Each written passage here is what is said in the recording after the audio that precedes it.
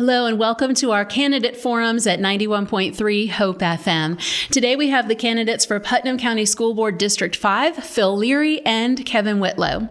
They are both vying for the seat being vacated by Jane Crawford, and she's retiring after 8 years of service. All the school board races are nonpartisan, and both of those races are going to be decided in the August primary. So we wanted to bring you a candidate forum to help you make an informed decision before you head to the polls. All Putnam County residents vote for all of the school board races. And if you have any questions on what's going to be on your ballot, you can visit the Supervisor of Elections website. Rather than have our forums on the radio, we've invited them in here to video so that way we can put them on not only our social media and website channels, but also Gospel Vision TV will be airing these forums as well. The candidates have been furnished with a list of questions ahead of time, and they'll have 1 minute to answer each question. We'll alternate who goes first for each one, and at the end of that minute, we'll have a timer sound and ask you to wrap up your answers at about that time. The forum should take about 30 minutes or so. Both Hope FM and Gospel Vision are nonprofit ministries. We do not endorse any candidates or political parties. We don't accept any political advertising, and that's why we feel like we can offer you an impartial candidate forum to help you make an informed decision as you go to the polls. That being said, let's go ahead and meet our candidates. We are going to start with Phil Leary. We'll give you 1 minute to tell us about yourself and why you want to be on the Putnam County School Board. Well, thank you, Robin, and good morning, everyone. I am a lifelong resident of Putnam County, graduate of Palaca South High School, St. John River Community College, and the University of Florida. Both of my children are graduates of Palaca High School. My mom, Pauline Leary, taught school here, 3rd and 4th grade for 25 years, may have taught some of your children and grandchildren. And my grandfather served on the school board in the 1950s. So I'm trying to continue in a legacy, a school and community service, and here today to answer the questions. Thank you. Thank you so much. And Kevin Whitlow, tell us about yourself and why you want to be on the Putnam County School Board. Again, thank you guys for allowing us this opportunity today. My name is Kevin Whitlow, and I'm here today seeking your support in my run for Putnam County School Board District 5. I'm a Christian. I'm a conservative. I've been a husband to my wife for 37 years. We have 2 grown children, and over the last 3 years, they have blessed us with 3 beautiful granddaughters.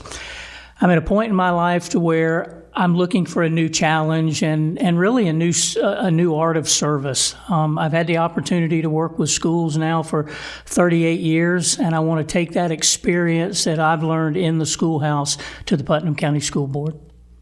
Thank you so much. And Mr. Whitlow, we'll start with you for the next question. What experience do you have that you feel would qualify you to serve on the school board? I've told this story a bunch, but I feel like I've grown up in education. Both my parents were educators. My dad was a history teacher and a school administrator before he got into private business. My mom was a home ec teacher, and I mean, home ec is certainly something I think we need to bring back into the schools today. And then she was a guidance counselor to finish out her time. I took a job with a company by the name of Herff Jones about 1.5 years into college, and I've had the opportunity over the last 38 years to work with 65 high schools in Northeast Florida to prepare students to graduate and also just to kind of help enhance their in-school experience. I feel like I can take a lot of those experiences and a lot of those opportunities that I've had meeting with teachers and principals and again, just bring that to the school board here in Putnam County. Phil Leary, same question. What experience do you have that you feel would qualify you for this role? I have over 35 years experience in local, state, and federal government, also 15 years running a consulting business successfully, all based out of Palatka. I have been a PTA president at Kelly Smith Elementary School when my kids were in school for 4 years. I served on the Rodeheaver Boys Ranch Board of Directors, the Palatka Kiwanis Club. I worked many a night at football games and concession stands. So I've vested in the community. I understand the challenges that we face in the community with our students and feel like I bring a different perspective from the standpoint of I'm not an educator or administrator, which all 5 of our current school board members are. I bring a different element from a government standpoint and a business standpoint. And how do you feel that you would make improvements to the school board if you were to be elected? Well, the first thing I would do would be to assure that we stick to the 5-year strategic plan that was adopted by the school board in conjunction with the superintendent and his staff in 2021.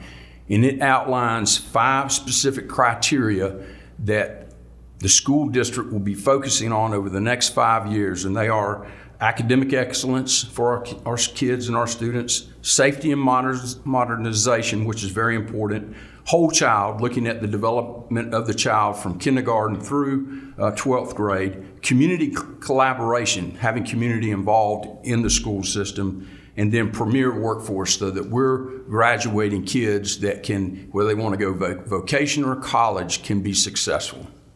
Okay, thank you. And how do you feel that you would make an improvement to the school board? I mean, I would agree with that statement. I think the 5-year plan is something that that the county has worked very hard in putting together, and the bullet points that I want to look at kind of going forward follow that. Basic education, fundamental education from pre-K on up, so that we can keep these students on track to graduate. Certainly, we talk about school safety. That's something that 15, 20 years ago, if it happens, and nowadays I think a lot of times we just ask almost when will it happen, and I think anytime we can strengthen the schools, and I know we'll talk about that a little bit later on today with that, I think we need to bring some personal responsibility back to the students for disciplinary actions and absenteeisms in schools. I think a lot of times we use our teachers as scapegoats, and we kind of blame them for student failure. And so I think a lot of times we need to take a look at that. And as Phil said, I would double down on vocational education. They're opening up a vocational piece, construction in Interlochen High School next year. I'd love to see electrician, heating and air. I think we need to double down on vocational ed. Thank you. And since 2 of the main responsibilities of the school board are to create policy and a budget, what are your ideas on these 2 areas to ensure that the students of Putnam County get the best education possible? I would say for me, and having an opportunity to deal in 17 different districts, I see things that work and don't work as they go. But I think one of the things that I would do on the policy side and the budget side is to make sure that they answer 3 criteria to me. Number 1, does it better our student in the classroom? I mean, are we doing the things, setting policy to make sure that our students are getting the best education they can on a daily basis? Does it support teachers in the classroom? Because those teachers are the ones that are on par every day in front of those students doing what we're asking to do. And number 3, does that money make sense to the taxpayer? I'm a taxpayer in this county, so we're spending my money as well as your money, and I want to make sure that those decisions are done in those 3 fashions, and I don't have an issue voting no on something if they don't meet those 3 criteria.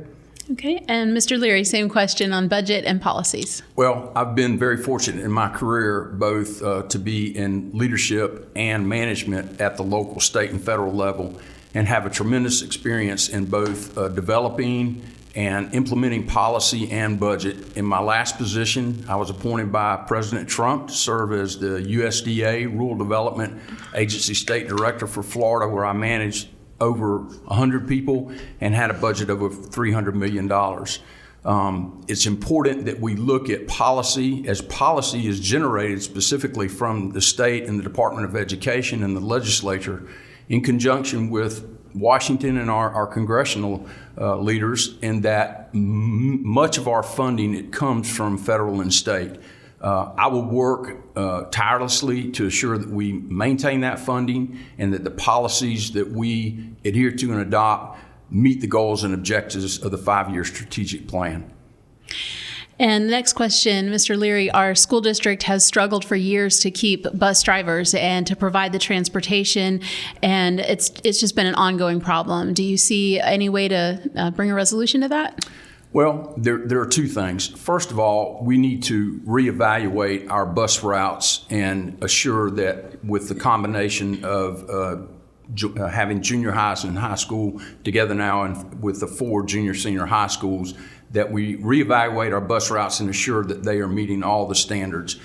All of the support staff are represented by the union. And so it's a collective bargaining process that we have to go through. And even though, as my sister, former Superintendent Phyllis Criswell, tried, that there are needs for individual areas of paraprofessionals, substitute teachers, and different ones that need raises or higher incomes, supporting the living wage. It's a difficult process when you have to be in a negotiation with the unions, and so it kind of puts you in a box. What I would propose is that we look at how we structure our budget and our pay to follow again the strategic plan.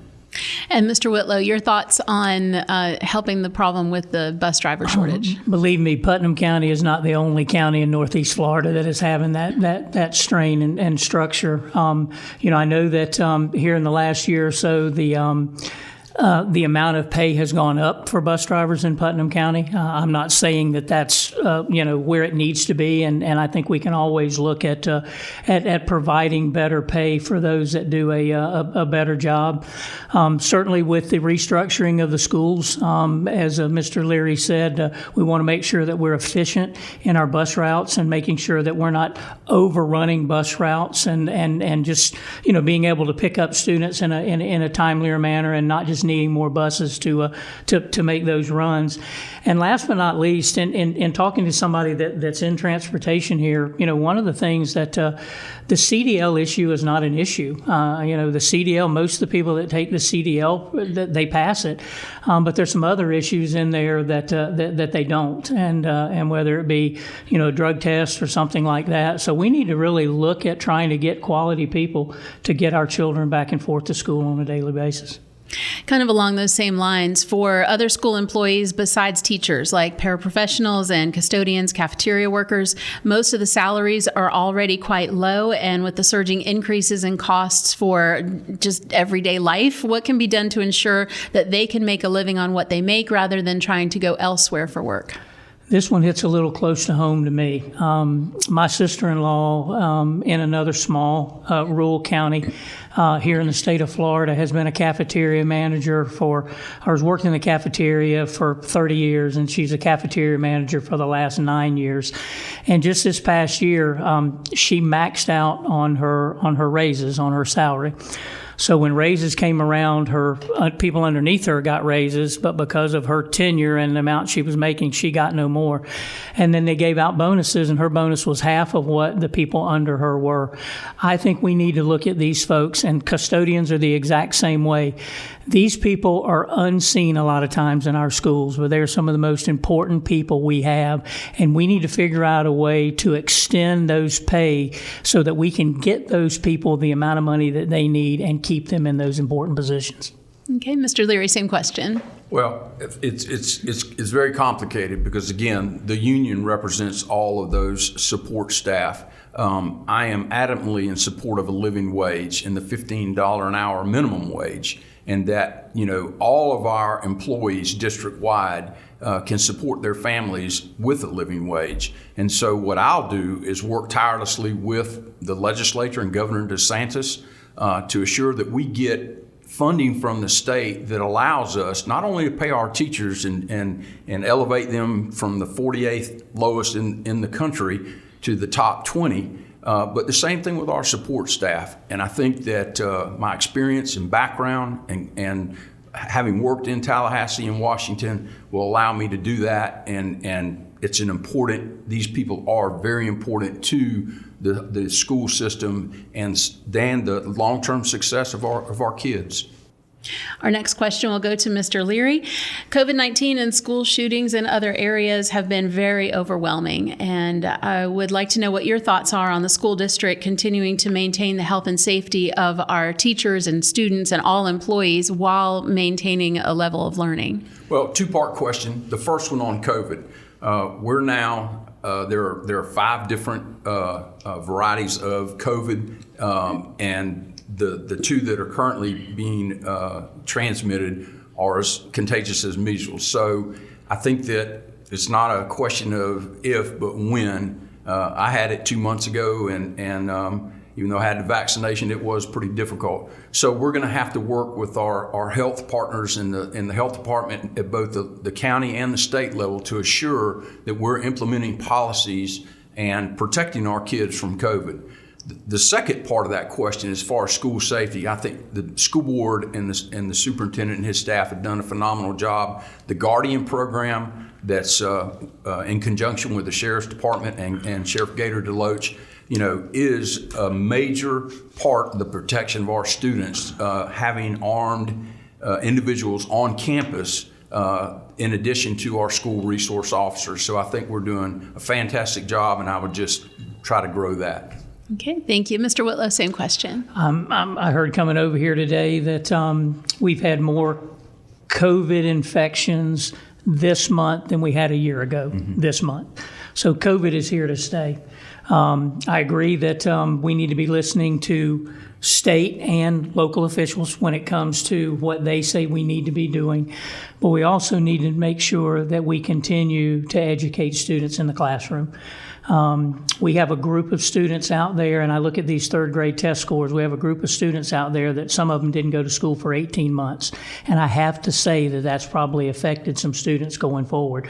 So I think we continue to do. We continue to tell students to wash their hands. We tell parents, if your son or daughter's sick, don't let them come to school. If somebody tests positive in your house and you test them, wait till you get the test back before you send them here. So I think definitely that. On the school side of things, I think what the schools are doing right now and making sure doors are locked, making sure there's one way of entry into the schools, I think those are things that we need to continue to do. I also think that the training that we give the schools and the students and teachers in the classroom is something that's there, and it can go along with education on a daily basis. Our next question is really along the same lines with safety. Do you feel that our school campuses are safe? And what's your opinion on having school board employees that are armed? And do you feel like it's necessary to have continued training in that area? Yes, and yes. I do. I really felt like that when the school board took on the Guardian program, one of the first districts in the state to do so, I thought it was a daring thing, but I think it's worked out very, very well for them. I travel in 17 districts, and I can tell you that when I go into Clay High or in a Clay school, they have one deputy there that is armed. I walk into Palatka High School, and there may be 8 or 9 different people on that campus. And we talked about custodians, we talked about cafeteria workers. Those people could be armed and protecting your sons and daughters in the schoolhouse.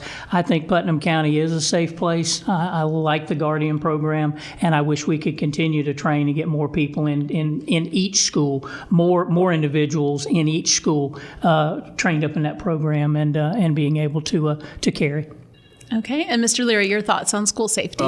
Well, the school board and the administration 4 years ago undertook a hardening program in conjunction with the sheriff's office and a consultant on school safety. And since that time, they've implemented in every school a hardening program that assures that people cannot enter that school without going through the office and being signed in, and that know that they're not a security risk. And so we'll continue that, and I think improve on that as recommendations come from federal, state, and local law enforcement. The Guardian program, as I mentioned earlier, is a tremendously helpful program in assuring that any type of assault can be stopped immediately and our kids can be protected. What are your views on the building of new schools and how it'll affect property owners and their millage rates, and considering it's going to cost millions of dollars? Well, this is a very long and in-depth question. First of all, we have schools that are 70, 75 years old that are in very, very poor condition, and you can't continue to just put Band-Aids on them. So in an effort to have our kids, our students in state-of-the-art schools and learning, I think is critically important. I'm not a fan, as being a conservative, I'm not a fan in increasing any taxes. And I think that a more fair tax, if in fact would have been a half penny or penny sales tax that everybody would have paid. As you know, ad valorem taxpayers are only people that own property. And of course, that's a small number, and it does affect our businesses. But I do think that we have to move forward with improving both the existing schools and schools that need to be replaced. Okay, Mr. Whitlow, same question. I totally agree with the building of the new schools, and I know it was a tough decision with them over the last couple of years and having to close schools in communities, because that's a hard thing to do. But we talked just a minute ago about safety. One of the things in building new schools is you see a lot more innovative safety programs that go into these new schools, like lockable doors and things like that. I look at some of the elementary schools here in Putnam County, and every one of those classroom doors opens up to a courtyard. So, there's so many opportunities there. I do agree that it's going to cost money to do that. It's my understanding that the way they put this program together, they're going to try to use state money to build the high schools, the 3 high schools in the area, because those schools will cost about 3 times as much money to build than an elementary school will. And that the tax part of it will only, the tax piece will only go into effect once they start building elementary schools. And that could be on down the road a little bit. So I think we do need new schools. I don't think we can just continue to Band-Aid if we want our students to be in the 22nd century. And what's your stance on critical race theory, and do you think it has a place in our school's curriculum? I do not. I don't. I think we've spent hundreds of years trying to bridge this racial gap that has taken place kind of right at the beginning of my lifetime. I was born in 1962, so kind of right there. And if you really want to see inclusiveness in schools, go to a high school. Go hang out at a lunch. Go hang out at an athletic program. As Mr. Leary said, he's cooked hot dogs and hamburgers. You just don't see the type of racial divide in schools that I think people would. I hate to say this, but people want you to see. I don't think there's anybody that should be told they're better than anybody else, and I don't think because you're born of a certain race that you need to be ashamed of who you are. God made all of us very, very special and very unique in our ways. And we need to, highlight those wonderful things that we have, and quit trying to separate us and go from there. Mr. Leary, your thoughts on critical race theory? Well, I strongly supported Governor DeSantis and the legislature in the bills that they passed this year that would prevent CRT and woke curriculums. And, having a mother that taught 25 years, a sister that was a teacher, principal, and superintendent, I can tell you that the focus should be on our STEM, science, technology, engineering, and math for those students that want to go to college. And then the other part of that, the vocational, which now we have the new vocational training center. And so we need to get back to basics and essentially assure that our students are receiving, education in civics and understanding what state and local government about, what federal government's about, and then focus on those key courses that will allow our students to be successful once they graduate. And what role might your faith play in your service as a school board member? Well, I am a strong Christian, a member of St. Mark's Episcopal Church here, and have been for years. Grew up in that church. I am a strong advocate of school prayer and feel that, that it can be, the prayer can be said, has to be within the constitutional guidelines. I'm hoping that maybe the Supreme Court will reevaluate that, and that we can get full access to school prayer in school. And so any decision policy-wise that comes before the school board, believe me, I will pray about it and focus clearly on what bringing prayer and patriotism back to the school system will mean for our kids. Okay. And what role might your faith play in your service as a school board member? I think God and country are two things that are very, very important in the time that I have grown up. Certainly, as Phil said, any decision we made is going to be based on what we feel is right for students. But as I deal with the community and as I deal with the board and as we deal with policy and budget and all these sorts of things, I think I'm going to kind of lean back on the fruits of the Spirit. If I can just do the things with joy and peace and patience and self-control and those sorts of things, that puts God in the center of my heart, and that puts God in the center of my decision. So He will be a big part of me going forward if I'm elected for school board. Are there any other areas that we haven't covered that you think we should address in our last couple of minutes, Mr. Whitlow? I think you've done a great job with the questions that you asked. I think the questions are a little different than what I thought they would be, and I appreciate that. I appreciate you looking out for the paraprofessionals and the bus drivers and things like that. But no, ma'am, I think y'all have done a wonderful job, and I just appreciate the opportunity of being here. Okay, thank you. Mr. Leary, anything else to address? Well, I do. I think it's critically important that the school board and the administration continue to work diligently on teacher recruitment and retention. And, we can't survive in this state with our teachers ranked 48th out of the entire country in teacher salary. So, again, I will work tirelessly with the legislature and Governor DeSantis to assure that there is funding and that teachers are paid what they should be paid, and that we're not in the bottom tier, that we move up in the top tier as far as teacher salaries. Okay, thank you so much. Just one final question, and Mr. Leary, you go first for this one. Why should people vote for you? Well, I think people, and a lot of people out there will know me, my community service, my work on the Palatka City Commission, my family's legacy over 75 years in this school system, my experience, education, the fact that I bring a different perspective to the school board other than a school administrator or having worked in schools or with schools. I think a business perspective really differentiates me, and I think is why people should vote for me. And I look forward to discussing any issues that I'm also a very strong advocate of parental rights.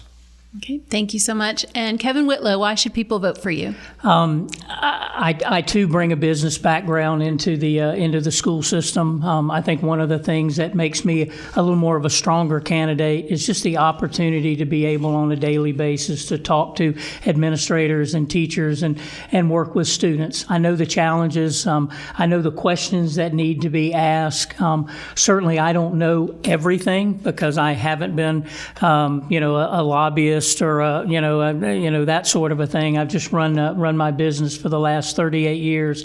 So I'm going to lean out to teachers and to administrators, and before I make decisions, I'm going to bounce ideas off of them. So I'm going to try to get as much feedback from inside the schoolhouse as I can.